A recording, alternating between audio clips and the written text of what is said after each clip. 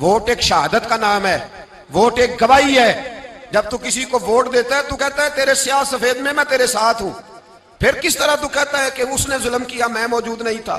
بڑا لوگوں نے برا بلا کہا نا، حکمرانوں نے ختم نبوت پہ یہ کر دیا، وہ تو میں کہتا ہوں وہ تو سارے ٹھیک ہے، غلط تھے تو ان کو ووٹ دینے والے انہوں نے کس مسجد میں آ کے توبہ کی؟ انہوں نے کہا آ کے اپنے نفل پڑھے اور کہا ہم سے غلطی ہو گئی ہم بھول گئے؟ وہ کدھر ہیں وہ لوگ جو ان کو سپورٹ کرتے ہیں؟ یہ خود آ جاتے ہیں۔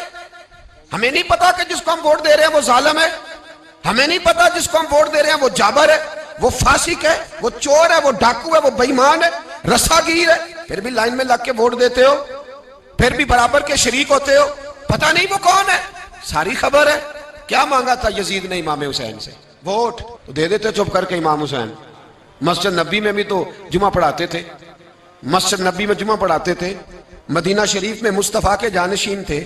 یزید کہتا تھا جو آپ کہیں گے مل جائے گا، پر امام حسین نے فرمایا یہ نہیں ہو سکتا کہ میں مسجد نبی میں نماز پڑھاتا رہوں اور میرے نانا کی امت پر کوئی ظالم مسلط رہے، یہ نہیں ہو سکتا۔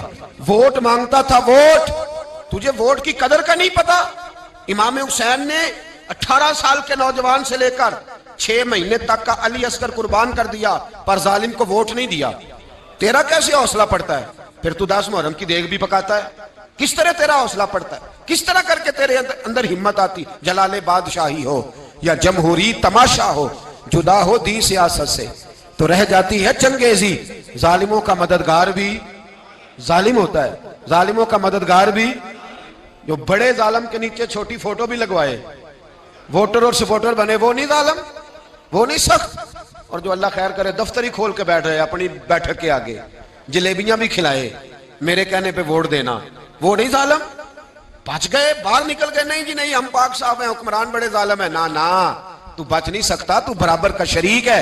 مجھے ایک صاحب کہنے لگے ووٹ ڈالنے چلیں، الحمدللہ میں کبھی نہیں گیا، جب بندہ سمجھ میں آئے گا مرضی کا آئے گا تو جائیں گے انشاءاللہ تعالی، نہیں گئے تو نہیں گئے۔ میں کہنا بڑی کھلی بات کر رہا ہوں، میں بھی تو مسجد کا مولوی ہوں نا، میں بھی یہ خانقاہ کا مسند نشین ہوں، کھلی بات نہیں جاتے بھئی ہم۔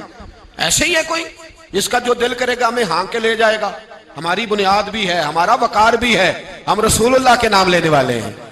ایسے ہی جس کا دل کرے آگے لگا کے لے جائے، کیا مطلب ہوا اس بات؟ نہیں گیا۔ ایک صاحب کہنے لگے ووٹ قوم کی امانت ہے تو امانت ضائع نہیں کرنی چاہیے۔ میں نے کہا ضائع نہیں کرنی چاہیے پر بے ایمان کو بھی امانت نہیں دینی چاہیے ورنہ زیادہ ضائع ہو جائے گی۔ امانت ہے تو بے ایمان کو امانت دے آئے، عجیب بات ہے بھائی۔ امانت کس کو دینی چاہیے؟ کہ بے ایمان کو دینی چاہیے۔ ووٹ قوم کی تو کس کو دینا ہے؟ اللہ خیر فرمائے، پتہ ہمیں سارا ہے۔